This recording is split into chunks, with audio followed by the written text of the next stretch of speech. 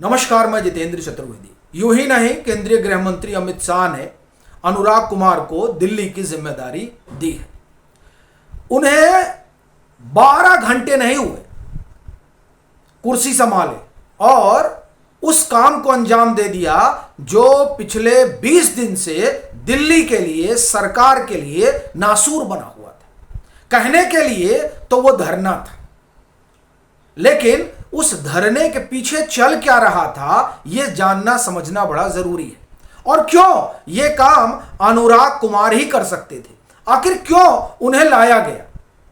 उन्हें लाने के पीछे की जो पहली और बड़ी वजह रही वो तो स्पष्ट दिखाई दे रही है कि जो सोनम वांगचुक 20 दिन से अनशन पर बैठे हुए थे और सरकार को घुटनों पर लाना चाह रहे थे, एक माहौल बना रहे थे, उन्हें अनुराग कुमार ने कुर्सी संभालते ही एक्शन जो है ले लिया। और आप देखिए कि तकरीबन 2:30-3 बजे वो गए हैं अपना पदभार संभालने और सुबह खबर आ गई कि सोनम वांगचुक को उठा लिया गया। क्यों उठाया गया? वो तो जिसके लिए आए थे उन्होंने पहला काम शुरू कर दिया। देखिए, 2-3 चीजें होने जा रही हैं जिसके लिए जरूरी यह है कि ऐसा शख्स उस कुर्सी पर बैठे जिसके पास इंटेलिजेंस का नेटवर्क हो। अब आप कहेंगे ये तो सतीश गोलचा भी कर सकते थे। देखिए, जरूर कर सकते थे, लेकिन बड़ी बात यह है कि अनुराग कुमार जो है वो स्पेशल डायरेक्टर रहे आईबी के, तो जाहिर सी बात है वो किसी भी अधिकारी को फोन करके सूचना जुटा सकते हैं, या फिर उनको एक बार कहना है सब उन्हीं को सूचना देने लगेंगे। गोलचा साहब के साथ ऐसा नहीं है। दूसरी चीज, 20 जुलाई को इन लोगों की क्या योजना है यह बड़ा महत्वपूर्ण है। संसद का सत्र शुरू होने जा रहा है, उसके लिहाज से इन लोगों ने बड़ी कॉल कर रखी है। ठीक है साहब, अब जो कॉल कर रखी है उस कॉल में कौन लोग आ रहे हैं, कहां से आ रहे हैं, उनको फंड कहां से हो रहा है, यह सारी चीजें जानना बड़ा जरूरी है और इसके लिए नेटवर्क की जरूरत है। अच्छा, फिर यह भी कहा जा सकता है कि भाई गोलचा साहब बने रहते, आईबी अपना सूचना देती। देखिए, क्या है ना कि लाल फीताशाही ऐसा नहीं खत्म हो गई है, उसका अपना भी प्रभाव है। तो अब उस प्रभाव के फेरे में सरकार जहां से चल रही है उस जगह को तो बंधक नहीं बनाया जा सकता ना, तो इसलिए अनुराग कुमार को बिठाया गया।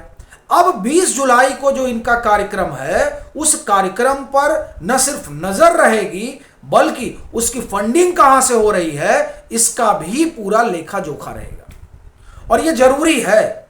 यह क्यों कह रहा हूं, भूल गए होंगे आप, जब आंदोलनजीवियों ने दिल्ली घेर कर वो बैठे हुए थे और लाल किले तक का मार्च किया गया था। उस मार्च में क्या हुआ था, किस तरह का उपद्रव मचाया गया था राजधानी के भीतर। आप सोचिए, लाल किले पर चढ़कर क्या करने जा रहे थे ये लोग। ऐसा माहौल जो है वो इस देश ने देखा है।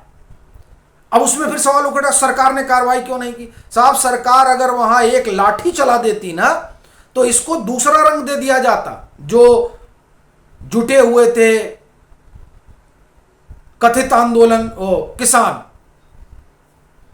वो आंदोलनजीवी इसीलिए कहा जाता, तो लोग नाराज हो जाते हैं। भाई, बैठे तो थे सब शंभू और खनौरी बॉर्डर पर, अरविंद केजरीवाल ने इलाज कर दिया, उनकी सरकार ने डंडा उठाया, भाग गए सब। कोई ह्यूमन राइट एक्टिविस्ट नहीं आया ये कहने के लिए कि लोकतंत्र खतरे में है। लेकिन अगर यही काम दिल्ली घेर कर जब बैठे थे आंदोलनजीवी भाजपा की सरकार कर देती तो आसमान सर पे उठा लेते। तो ये कहना यह है कि सरकार को पहले से ही इनिशिएटिव लेना पड़ा कि ना मालूम क्या क्या करेंगे, तो वो इनिशिएटिव लेना जरूरी था। अब उसके लिए ये जो सप्लाई चेन होती है उसको पहले ध्वस्त करना है। एक और दूसरा ये भी है कि चर्चा है कि ये जो नए कमिश्नर साहब आए हैं इनके सोनम वांगचुक से पुराने अपने संबंध है। मतलब होता है ना अधिकारियों का किसी किसी से बड़ा अच्छा संबंध होता है, तो एक वो संबंध भी है कि इनको समझाया जाए कि कहां आप इन लोगों चक्कर में पड़े हुए हैं। क्योंकि पहले भी सोनम वांगचुक को समझाया गया था कि देखिए आप ठीक है, आप जो करना है करिए, उसमें कोई दिक्कत नहीं है, लेकिन किसी पॉलिटिकल पार्टी का टूल मत बनिए। अब सोनम वांगचुक यहां अनशन करने थोड़े आए थे, ये तो इन काकरोचों को समर्थन देने आए थे, अभिषेक दीपके को। अभिषेक दीपके कहां भाग गया? मतलब अभी आप पूछेंगे अरे वही है, मैं ये कह रहा हूं कि जब वो पुलिस उनको ले जाने आई थी सोनम वांगचुक को, तब ये पता नहीं कहां पर था। तो कहना यह है कि सोनम वांगचुक के कंधे पर बंदूक रखकर चला रहे थे अरविंद केजरीवाल। बड़ी बात यह है, और सोनम वांगचुक तैयार थे, यहां ठीक है कंधे रख के चलाओ।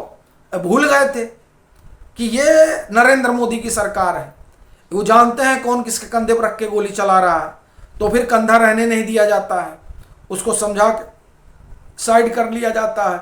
और बंदूक चलाने वाले को तो बड़े लंबे समय तक हवा खानी पड़ती है। तो इनके लाने का एक कारण यह भी था कि सोनम वांगचुक को थोड़ा बहला फुसला दिया जाता है, ठीक है, और वो प्रभाव में भी आ जाते हैं।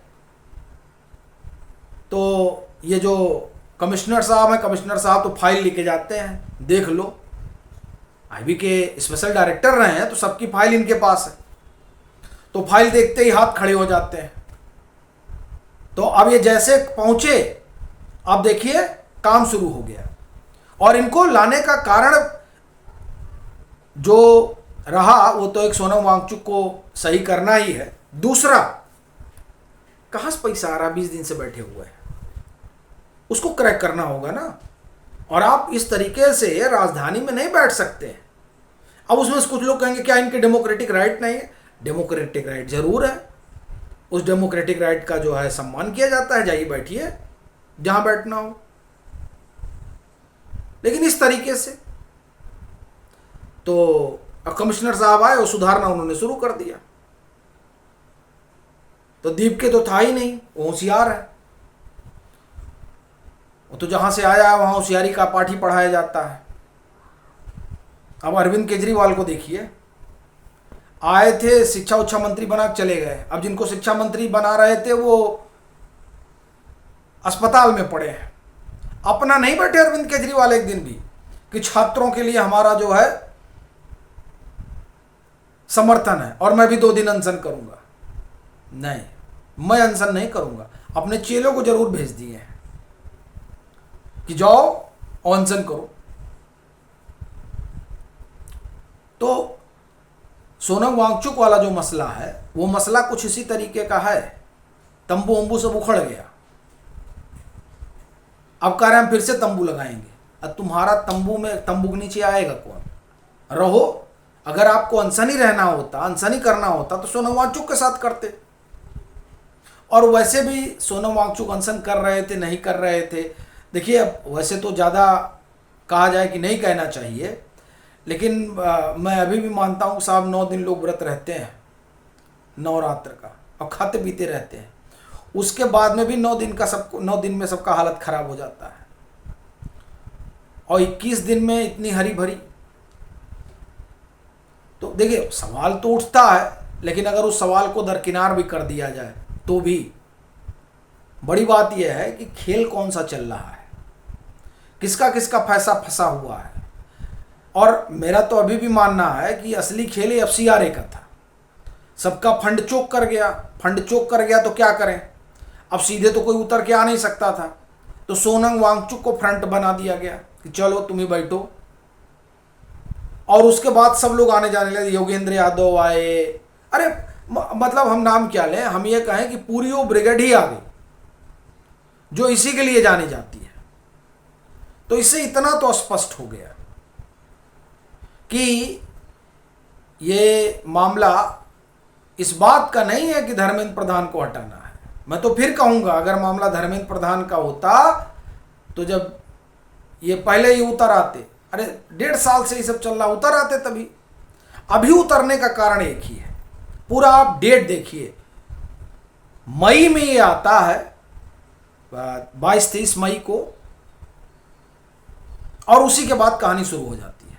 क्या आता है? FCRA अमेंडमेंट वाला, और उसके बाद जो है इन लोगों को दिक्कत होना शुरू हो जाती है। तो ये जो पूरा खेल है वो खेल दरअसल फंडिंग का है। और ये बात ज़्यादा समय तक छुपती तो है नहीं। जब ये लोग लगातार बैठे रहे तब केंद्रीय गृह मंत्री को लगा कि नहीं, अब जो है अपने बंदे को लगाना पड़ेगा, और जो अपना बंदा लगेगा तभी इन लोगों का दिमाग ठिकाने होगा। आप देखिए, जब भी दिल्ली संकट में फंसती है तब केंद्रीय गृह मंत्री अमित शाह अपने बेस्ट अधिकारी को लगाते हैं। इससे पहले राकेश अस्थाना को लाया गया था। ऐसे ही उपद्रव चल रहा था, ध्यान होगा आपको, ऐसे ही उपद्रव चल रहा था। और इसी तरह से सब लोग बना लिए थे कि वो घर है अपना, चलो बैठ लिया जाएगा। राकेश अस्थाना थे, किसी की हिम्मत नहीं हुई थी, क्योंकि जान रहे थे सीधा इलाज करेंगे। तो अब इसीलिए अनुराग कुमार को लाया गया है, और अनुराग कुमार ने आते ही इलाज शुरू कर दिया। तो अब समझ में आया कि क्यों इनको लाया गया था। एक और दूसरा, वो जो 20 तारीख वाली उनकी योजना है वह भी महत्वपूर्ण है और उसे भी पंचर करना है। बाकी आप लोगों की क्या राय है, ज़रूर साझा करिएगा।